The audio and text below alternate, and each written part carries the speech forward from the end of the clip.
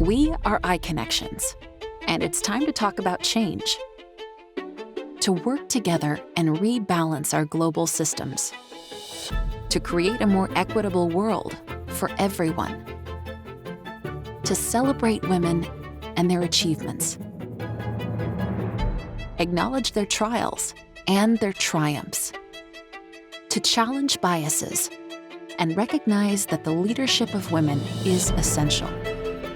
We choose to invest in our future because equality is non-negotiable for investment. And change emerges from leadership. We must overcome discrimination, challenge gender inequality, and balance our responsibilities. Every challenge comes with a choice. I choose to challenge. I choose to challenge. We choose to challenge.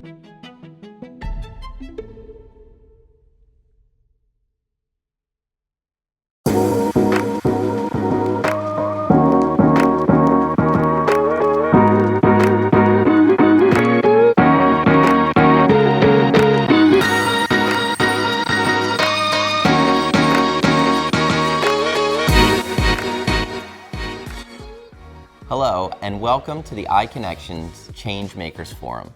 I'm Ron Biscardi, the co-founder and CEO of iConnections. From the first meetings we ever had on iConnections, we all knew that it had to stand for something. We wanted iConnections to be a platform for the investment community to come together, but also to share and scrutinize the ideas that are driving positive change in the world. So we're truly proud to be hosting the Changemakers Forum, our contribution to International Women's Day 2021. The Changemakers Forum brings together leading voices from investment, science, tech, and academia to promote women leaders in our industry.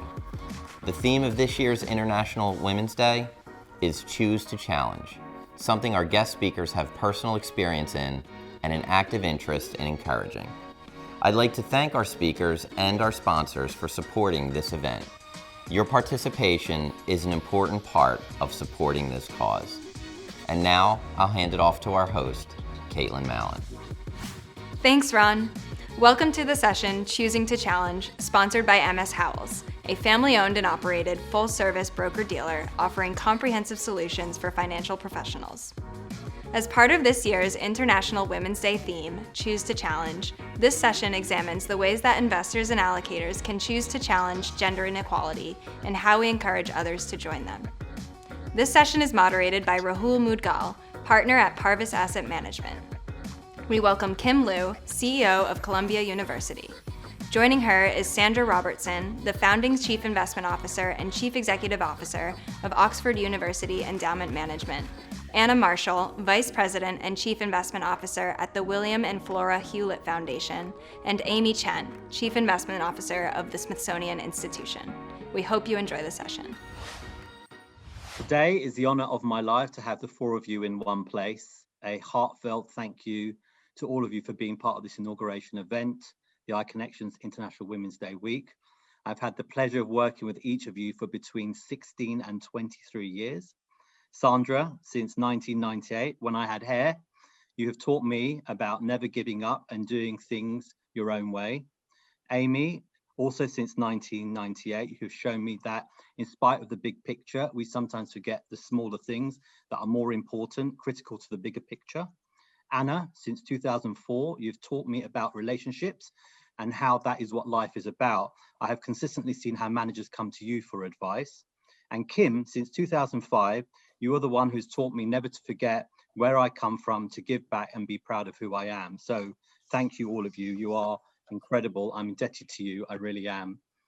So they say everyone is 6 people removed, and I wanted to show you that each of you is connected by your organizations, even though I know all of you are personally great friends. Anna, Hewlett Foundation is at the epicenter, having provided grants to Columbia University, Oxford University, and the Smithsonian. Kim, Columbia University has an overseas study program to Oxford University.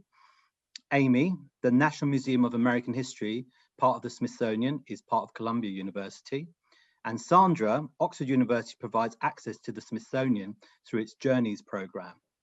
But today is not about your organizations, it's about you. So I would like to start by asking each of you to give a bit of a background about yourselves and your childhoods and what influenced you and what's made you who you are today. And I'm going to start with Sandra because I've known you the longest. Well, clearly we knew each other from school. Absolutely, absolutely. About myself, I am probably a very surprising chief investment officer for the University of Oxford. I grew up in a rural town in Scotland, went to a comprehensive school. I didn't go to an elite private school, as many people think people in Oxford do. I went to a university in Edinburgh. It wasn't an elite university either. So I have a bit of a strange journey to where I am today. After I graduated, I worked for a short time in an international bank and then made my way down to London.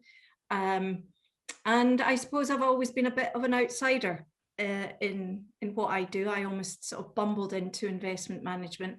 I suppose it's just given me a different attitude or a different lens to view the world. And I didn't grow up picking stocks. There was no financial experts in my family. So yeah, I mean, I love what I do. It's fascinating, but I suppose I've got a very different background to most people in my role. Kim? Good morning, everybody, or afternoon, depending on where you live, or evening. So my background is much like Sandra's, that never conceived of this as an opportunity as a young person. I don't think anybody I knew that this job exists. Probably didn't really know that much about the stock market, quite honestly. I grew up in the Bronx, raised in the Bronx, born in Harlem. First time I left New York City was to go to college at Penn. And it was a wonderful opportunity because, of course, you go to Wharton and the world becomes much larger. And then I went to HBS and it got even larger after that. And you really do learn that all the different things that are out there. But even then, I didn't know that foundation and endowment management existed. It wasn't actually until after business school when a friend of mine introduced me to his mother, who worked at the Ford Foundation, which was my first stop in the endowment and foundation world. And it was such a reminder to me how important it is to be in the right place at the right time, and how, as much as it's about how well you're prepared, it is about luck. Luck plays an important part. We clearly have to be ready for the luck when it comes, but luck doesn't come to everybody. So I'm very conscious of how blessed I was to have luck find me. Anna? Thank you, Kim. So I'm born and raised in Mexico. And part of the reason I moved to the United States is I'm one of 5 sisters. And my father was determined that there is nothing a girl can't do that a man can do. Like it's just like, it's limitless. And the only way to really give us that opportunity was to move us all to the United States, to go to school here and then to university here. So I would say, unlike my colleagues, I was born a global kid. I was born on an airplane. My parents loved to take us and show us that part of our education was actually getting to know the world. So I come at, and I always knew I wanted to be an investor. I was 14, 13 years old when I wanted to be an investor. So it's very different. And we all end up in the same place, because I agree with Kim. It's about being at the right place at the right time and being ready to take the opportunity. Amy? Thanks, Rahul, and thank you for inviting all of us today. Yeah, I think I have a different background. I started out as a filmmaker. I wanted to change the world, and I thought I could do that through media and journalism. So I have a pretty diverse background, and I only got into investments sort of in the back door and not by any real thought or preparation. So very different. But I had immigrant parents. My parents left China in 1949. They were they actually just left sort of by accident also. They thought that they were leaving just for a few months and found out that they could never go back. So it just happened that way. And so they were very determined pair and real high achievers. And so I think that that really helped me in terms of my background and wanting to just always do the best at whatever I was working on, and being a very quick learner. I think that came from them because they didn't really know English, but they just sort of muddled through and kept working at it and working at it. So I think that that's a little bit about me. And so really just it's just been really an honor to be able to work for an organization with a mission as opposed to working for an investment firm. Well, thank you for the lead of the use of the word mission. That's my next section, which is working for a mission. So each of you works for a mission. I'd love to see how you describe that mission. And when you think about that mission, how you include diversity, equity, and inclusion on your investment agenda, as well as part of your mission. And what is diversity, equity, inclusion, which I shall summarize as DEI going forward? What does it mean to you? How important is it to you in terms of your hiring, both in terms of your team members and managers and the broader framework you work in? And then another term we hear a lot about, ESG. How do you think about DEI versus ESG? Let's start with you, Anna. And I want you to be controversial, Anna, because I know you can be. So I will say, so the mission of the Hewlett Foundation is primarily, we've been working on climate for about the last 15 years. We're the largest donor in the climate space.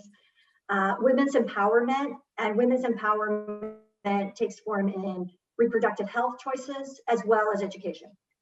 And think tanks and transparency and accountability of governments, and helping women make their governments accountable to provide the education and the health services that the government should be providing in sub-Saharan Africa and India. So why am I there and what does it mean to me?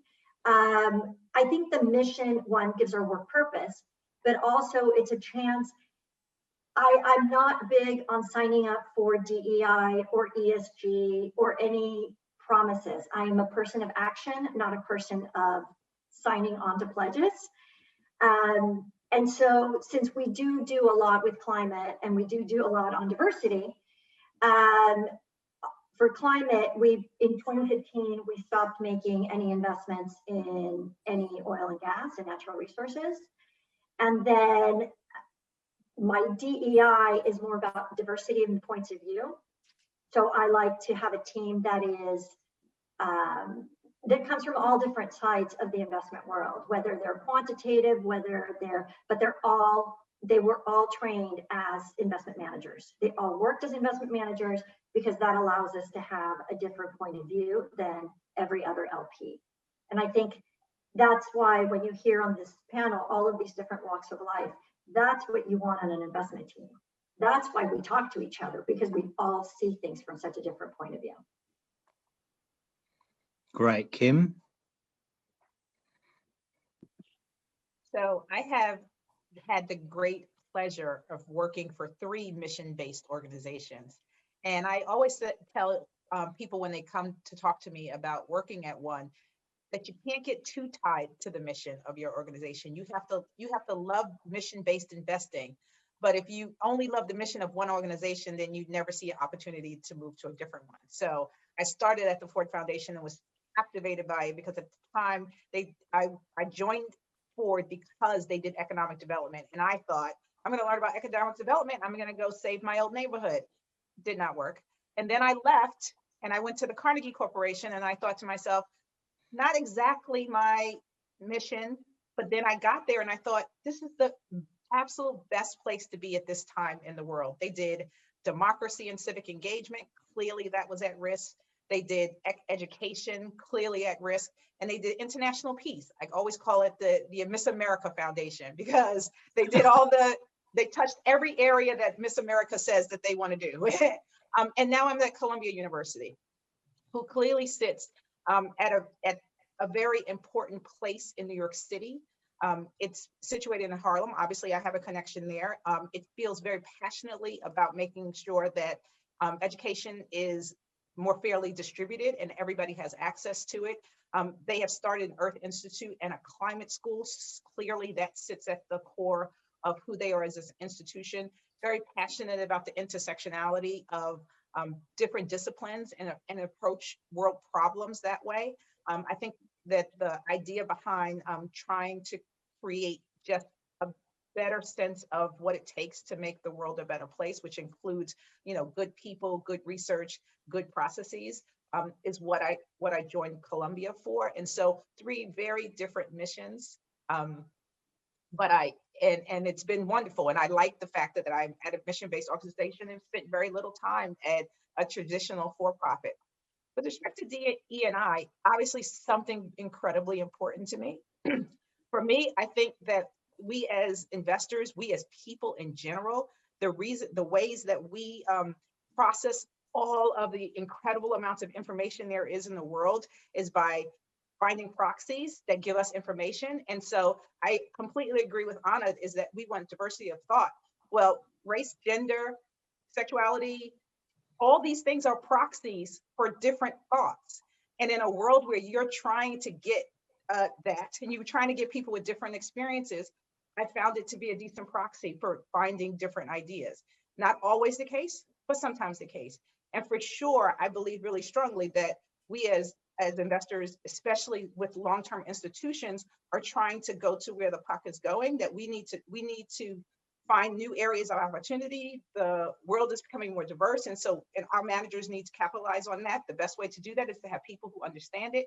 I think that in addition, there are increasing amounts of risk out there, and you need to come from a different point of view in order to understand that risk. And so it's important for us to have people on our teams and people that invest our capital who have that diversity. And as importantly, we are in a country that has such disparity. We better fix that, which means that we need to have more inclusiveness. So for all those reasons, DE&I are important to me, and it sits really at the center of why I think about a lot of things. With respect to ESG, I think of diversity as the S, right? And so it is environment, governance, all of it is important, because as long-term investors, they're all risk and opportunities that we should be thinking about going forward, because we're trying to figure out where the world is going, and these things impact where the world is going. Brilliant. Sandra, let's get a British perspective, Scottish perspective, I should say even. Oh, well, I've been down here a long time now, Rahul. Yeah. I think, well, Oxford University probably doesn't need an introduction. It's nearly 1,000 years old. It's focused on education and research.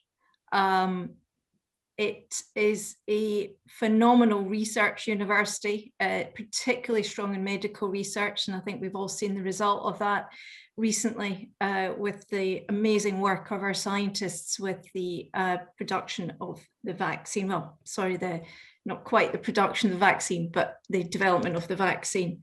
I think one of the things that Oxford has done successfully since its inception is really focus on excellence. It wants excellence in its academics, in its teaching, and its investments. And I think that relentless pursuit of excellence does necessitate, and it's a global university as well, necessitate looking for the very best people. And we do that in the investment team. When it comes to diversity and ESG, I do think it's all about risk management. When you want to have long-term, when you're managing long-term money, you want a wide variety of people to manage your money. We all talk about the diversified model, but it's not just about asset class diversification. It's about diversification of thought amongst the people managing your money. Everyone has a different lens. If you're sitting in Beijing, you have a very different lens of the world than if you're sitting in the US. And I think that being in the UK, because it's a relatively small country in terms of investment opportunities, you're having to look at the world in a global lens anyway, and understand why the Chinese don't necessarily want to be like the Americans in some things, why the Indians behave in a particular way. So cultural differences are really important to acknowledge. I think that with the whole element about DEI and ESG, it's about having the very best people in your portfolio. I think the issue for the investment business is that we can pick from the very best in the world, but it's making sure that the pyramid at the bottom is as diverse as possible. And so you have sufficient numbers of people who feel empowered to enter the investment business. And I think that's where there's a little bit that's unstuck. Maybe it does mean people like us have to get out and be a bit more public about our backgrounds so that people are very comfortable going into the investment business and they don't feel that there's a particular path you have to follow for success. And I think if you asked each one of us about our most successful managers, they generally didn't go to the very best schools. They generally didn't go to the very best universities, and they generally didn't go to the very best business schools. There's something odd about all of them. And I think that we need to be a bit more vocal about that. And because I think people have a view of what investment managers are and what they're really good at. And I'm sorry, I bumbled on a little bit, but no, it's fantastic. Much more to say. It's great. And thank you, Sandra, to Oxford, because I got my vaccine on Friday, which was the Oxford vaccine. So thank you. Amy. Well, the US Congress just enacted a bill to start a National Women's History Museum at the Smithsonian. So I think that's a really great announcement for the Smithsonian, which is celebrating its 175th year and is the largest museum, research, and educational complex in the world. And, you know, people don't really realize that, but science and research plays a really large part for many of the museums and the research institutions in terms of unlocking the mysteries of the universe up at the Harvard Astrophysical Lab, as well as the work that's been done around understanding and sustaining a biodiverse planet through the work of the Panama STRI organizations and other research institutions, and understanding the American history and experience. So the Smithsonian has always been a quintessentially American institution, and diversity is the foundation of our nation. So diversity has always been part of our fabric and our goals. And I think that the way that I've always looked at diversity has always been to think about it in terms of our team, think about it in terms of our values, as well as think about our managers. And we've been hiring diverse managers since we started the program in 2006. We've supported a lot of emerging managers. We've always felt it was necessary to hire the best. We don't choose managers just based on their gender or background, but we found that diversity of thought really does play a big role in terms of not only our team, but in terms of the managers that we choose to invest with. So in terms of DEI versus ESG, I think that they're one and the same in terms of being components of each other. Having good governance has always been really important to us. Having, the issue around fossil fuels has been debated greatly in terms of our institution. We did not divest per se, but we actually looked more for impact investments as opposed to just ruling out any type of fossil fuel investments. But it has always been, the environment has always been a important criteria for us.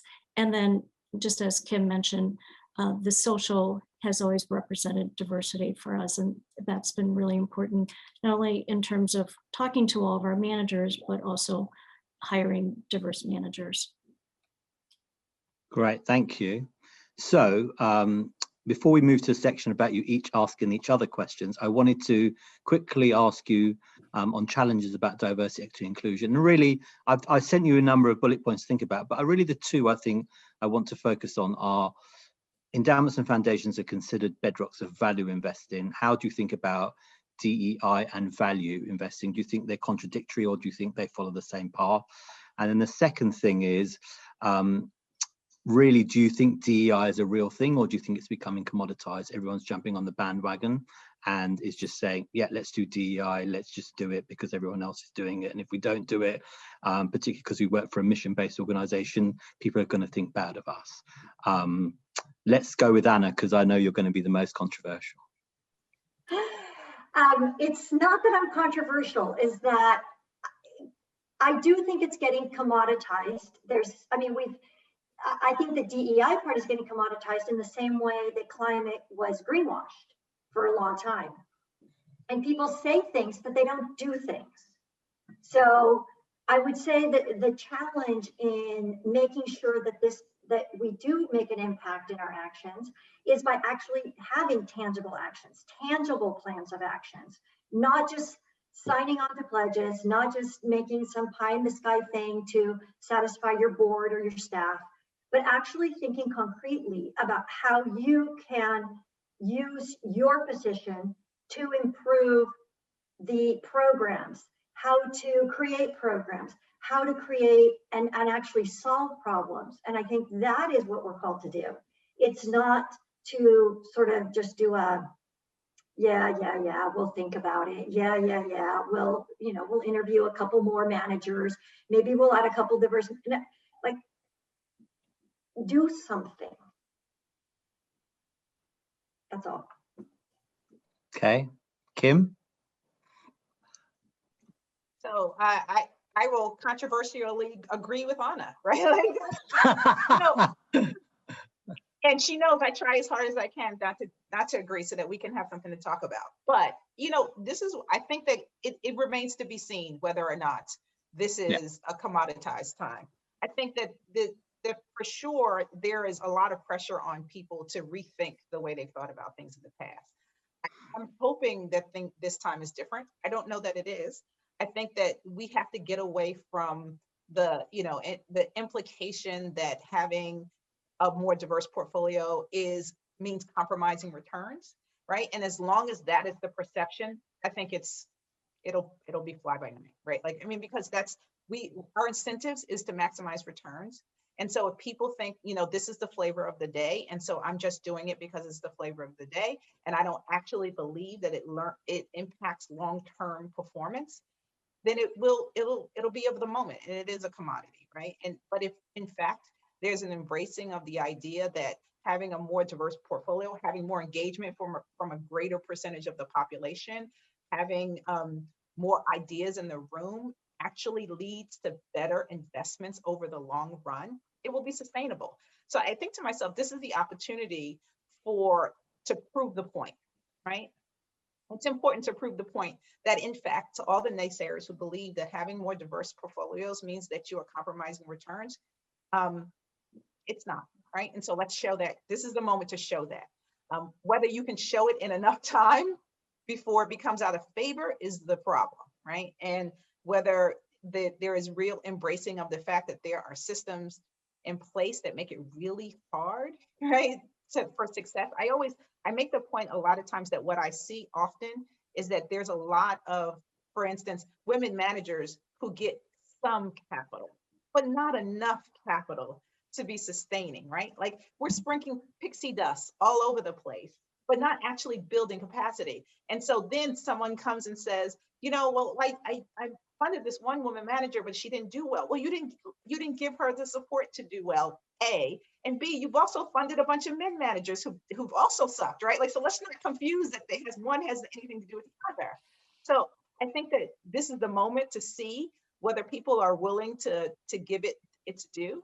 But I agree completely with Anna. If this is just about like checking the box, it's not a good use of time for any of us. Great. Amy? Yeah, I have been kind of shocked at how mission-related investing, impact investing, DEI has become so current, but I actually think it's a great thing. And whether a lot of it is check the box, I'm actually more encouraged than not. I think that it is really great to socialize this throughout the system, to actually have people, whether they're signing on just to be, glib about their goals, or are really earnest in terms of making any change. All of these things I think are good because, 30 years ago, when I started in this business, I would never have imagined anybody talking about this. And so I think it's great. And I think it's really important. And I think that we have to try as many things as we can. I don't think that we should discourage anybody from doing whatever they're trying to do, whether it's enough, whether it's sustainable. I certainly think that the new generation certainly is embracing this. And I think that Wall Street is taking notice of that. They've been changing their hiring practices and they have been more willing to look past, the elite universities in terms of their hiring and so forth. So I think that these are all helpful. And I think people are recognizing a lot of the barriers, and we've done the same in terms of our hiring. And I think that these are little steps, and I think they're getting bigger. I mean, I think that the foundation endowment world has really embraced this whole hog, and people are really being very, very active. So I'm really happy and encouraged by all the activity. Wonderful. Sandra? I agree with Amy in that. I think it's great that we're talking about it, but if I step back and I'll say, okay, as investors, what is our role? And I think it's always quite important to understand what problem is it that we're trying to solve, and can we actually solve that? And I think that this problem about the diversity within the investment business is multifaceted, and it starts with attracting talent into the business. That comes from the schools and the university. That's not really us as investors. We need to make sure that that talent has the best chance of getting to the stage where it's trained well enough and it has the experience enough for us to back them, and to make sure that the way that we fish and that we find things is broad as well.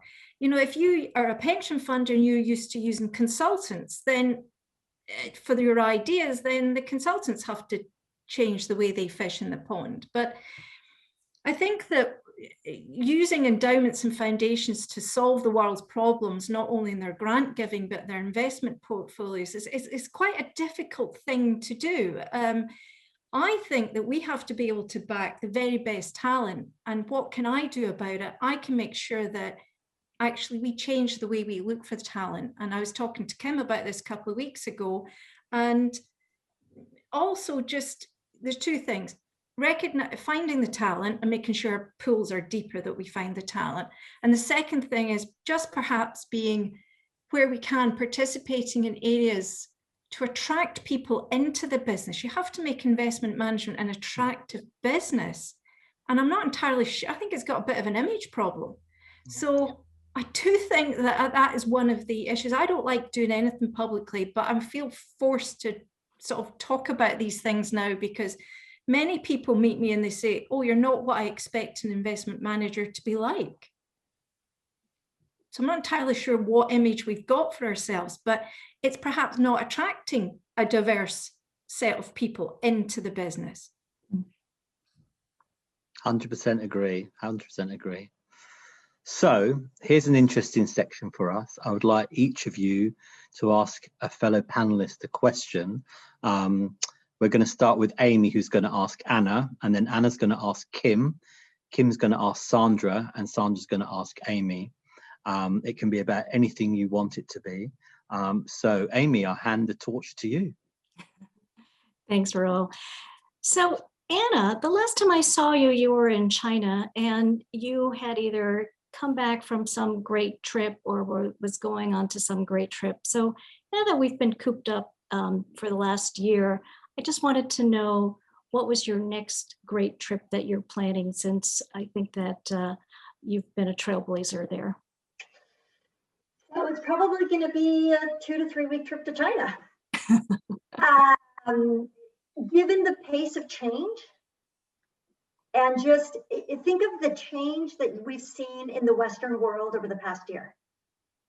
Now take the speed at which China was already changing before this. I have to go back to spending sort of a week in Beijing, a week in Shenzhen and Shanghai, and a week in Hong Kong.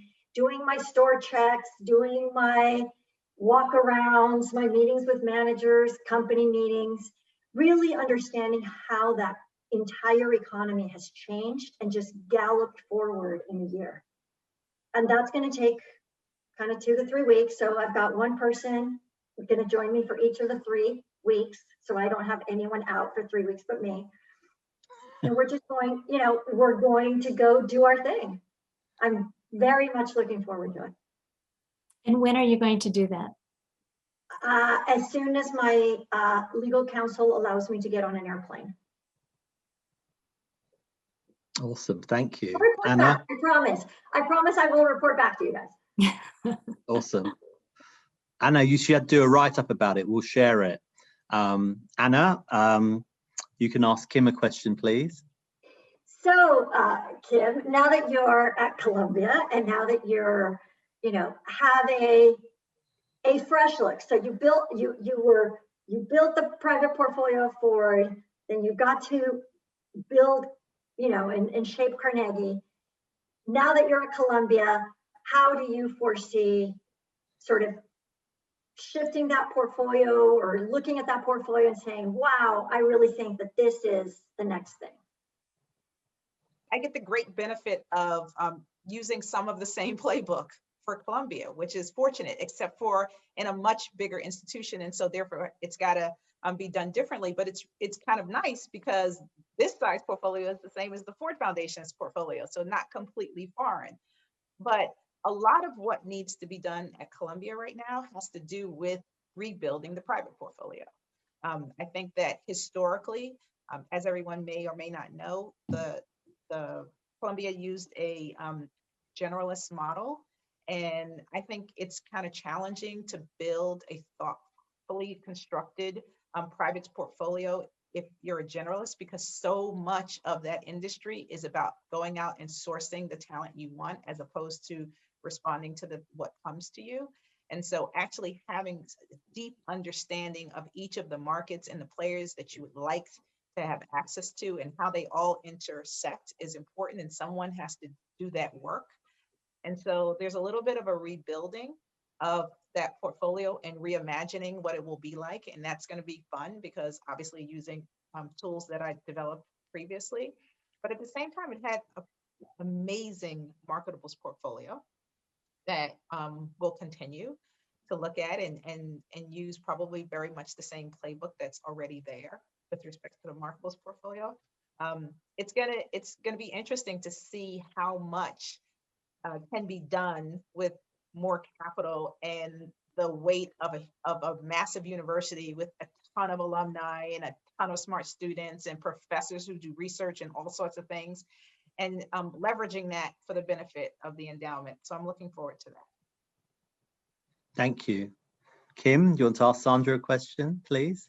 So Sandra, you have the great benefit of being situated in Europe, surrounded by so many countries who do have, who although one continent and one EU are very different and think very differently.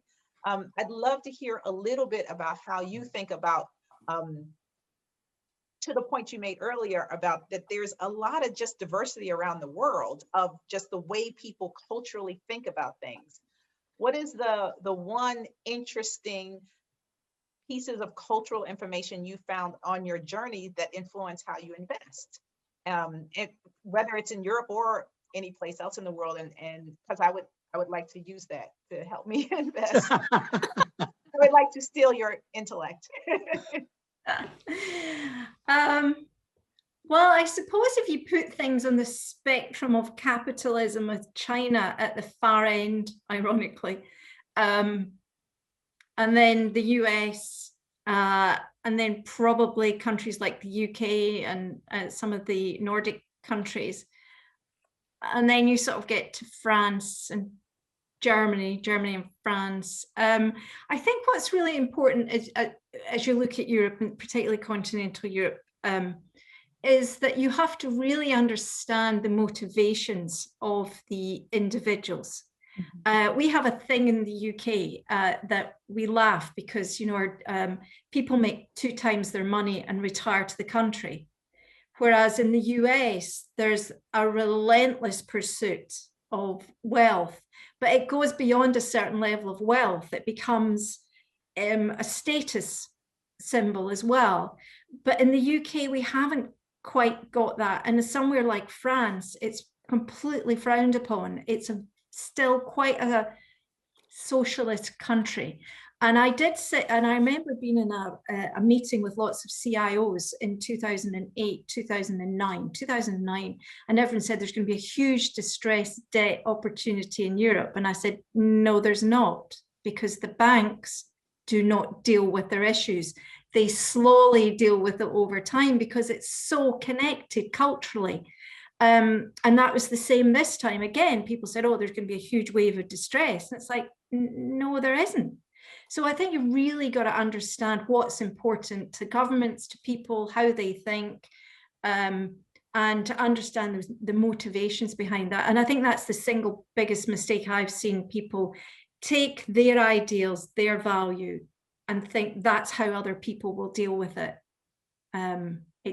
It can quite lead to quite amusing situations, I think. That's excellent, Sandra. So Sandra, finally, question for Amy, please. Amy, big question. Is there any point really in us doing what we do, or should we just stick it all in an index tracker and go to sleep? An equity index tracker and go to sleep?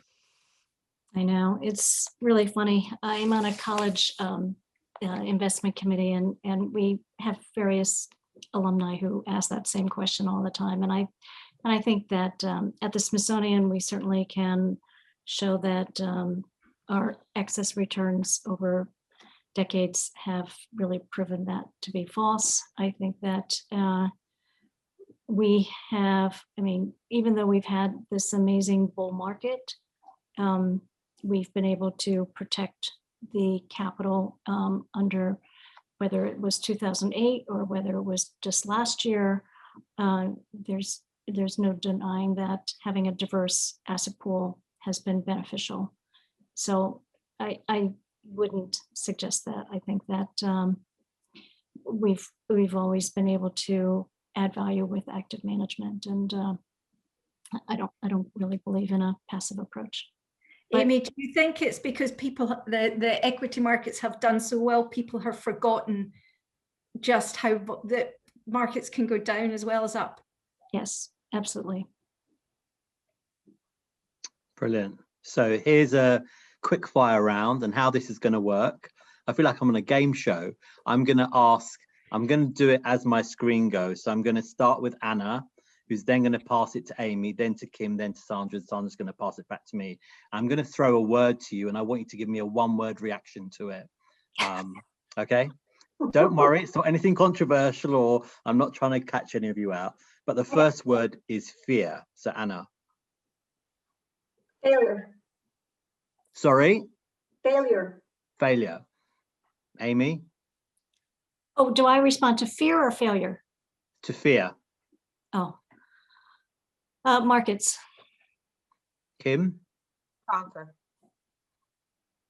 Sandra? It's failure. We're just Failure. paranoid people.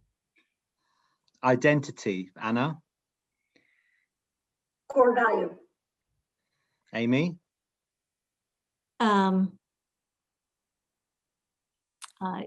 Individualism. Kim? Multifaceted. Sandra?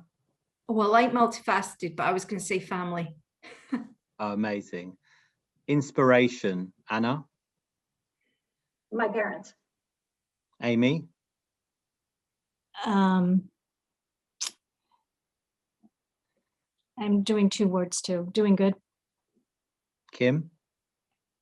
My children. Sandra? Can I stop going after Kim? Yes. I'm gonna. You can say my children too. You can say my children too. Do you know what? I would just say the word continuous. I continually meet people that inspire me. So we're going to start with you this time, Sandra, on the last round. Motto. Be honest. Kim. Be authentic. Amy. Integrity. Anna. Be a continual learner. Yeah, it just summarizes all of you. It really does. So I can continue. I've got so many questions here, but I want to actually end by simply saying, what is the advice you would give your 18-year-old self today if you could see yourself now when you were 18? Where would you start? I'm going to start with you, Sandra, because you always follow Kim, so I'm going to get you to go first. I would just say believe in yourself and have confidence. Do you think that you have to achieve certain things before you can say that, or would you just say that to yourself full stop?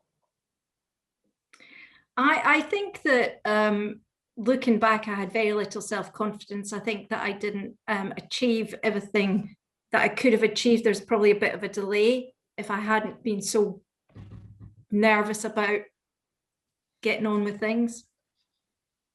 Okay. Kim? Get comfortable with being uncomfortable, right? Like you just have to be, things are just not always comfortable, and you will, if you need things to be comfortable, you won't do anything great. I have a sticker in my house that says, if it doesn't challenge you, it doesn't change you. Like, just get comfortable with being uncomfortable. Again, You can't go after that. Sorry? You can't go after that, Rahul.